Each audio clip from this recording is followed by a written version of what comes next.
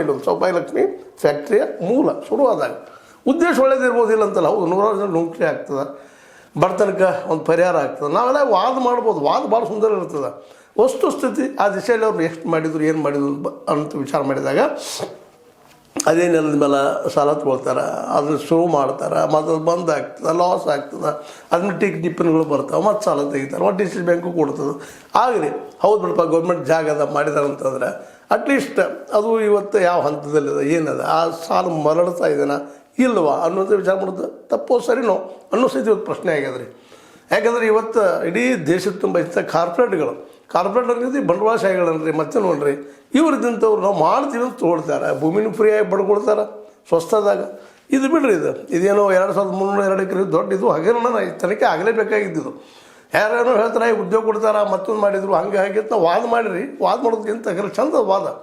ಅದ್ರ ವಸ್ತುಸ್ಥಿತಿ ಎಷ್ಟು ಜನಕ್ಕೆ ಉದ್ಯೋಗ ಕೊಟ್ಟಿದ್ದಾರೆ, ಎಷ್ಟು ಜನ ಉದ್ಯೋಗ ಮಾಡ್ತಾ ಇದ್ದಾರೆ, ಮತ್ತು ಅದು ಲಾಭ ಯಾಕೆ ಆಗ್ತಾಯಿಲ್ಲ.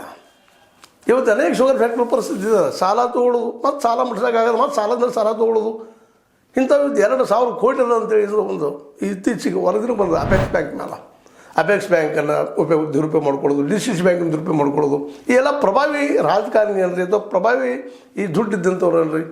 ಇವತ್ತು ನೋಡಿರಿ, ಜಯಶ್ರೀ ಶೆಟ್ಟರು ಇದೆ ಹಿನ್ನೆಲೆಯಲ್ಲೇ ಏನಪ್ಪ ಅಂತಂದ್ರೆ 4.5 ಎಕರೆನೋ 5.5 ಎಕರೆನೋ ಅದು ಪಕ್ಕ ಗೊತ್ತಾಗ್ತದಲ್ಲ. ಅಂದ್ರೆ ಮೇಲೆ 125 ಕೋಟಿ ಕೊಟ್ಟಿದ್ದು. ಅದನ್ನ ಇವತ್ತು ಕೆಲವೊಬ್ರು ವಾದ ಮಾಡ್ತಾರೆ, ಇಲ್ಲ ಉದ್ಯೋಗ ಕೊಡ್ತಾ ಇದ್ದಾರೆ, ಅನೇಕ ಬಾರ್ಗಳನ್ನ ಎಬ್ಸಿದಾರೆ, ಅಂಗಡಿಗಳನ್ನ ಎಬ್ಸಿದಾರೆ, ಶಾಪ್ಗಳನ್ನ ಮಾಡಿದಾರೆ. ಹೌದು, ಉದ್ಯೋಗ ಕೊಟ್ಟಿದ್ದಾರೆ, ಒಪ್ಪನು ಆ ಮಾತನ್ನು ನಾವು ಅದನ್ನು ಅಲ್ಲ ಗಳಿತಾ ಇಲ್ಲ. ಮಾಡಲಿ ಪ್ರಾಮಾಣಿಕವಾಗಿ, ಎಂತ ಕೆಲವರಲ್ಲ, ಉದ್ಯೋಗ ಮಾಡಲಿ.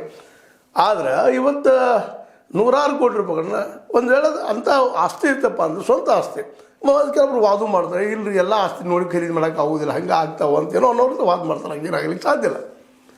ಯಾಕಂದರೆ ಒಂದು ಯಾವುದೋ ಖರೀದಿ ಆಗಬೇಕಾದ್ರೆ 100 ಕೋಟಿ ರೂಪಾಯಿ ಇನ್ವೆಸ್ಟ್ಮೆಂಟ್ ಮಾಡ್ತಾರೆ, ಅಂತ ಬೆಲೆ ಭೂಮಿಯನ್ನು ಖರೀದಿ ಮಾಡ್ಕೊಂಡು ಹಲವು ಸಲ ವಿಚಾರ ಮಾಡ್ತಾರೆ. ಒಂದು ಅಷ್ಟೇ 30-40 ತೊಗೊಳ್ಬೇಕಾದ್ರೆ ಅನೇಕ ವಿಚಾರ ಮಾಡಿ 15-20 ವರ್ಷದ್ದು ಅದ್ರದ್ದು ಇನ್ಕಮ್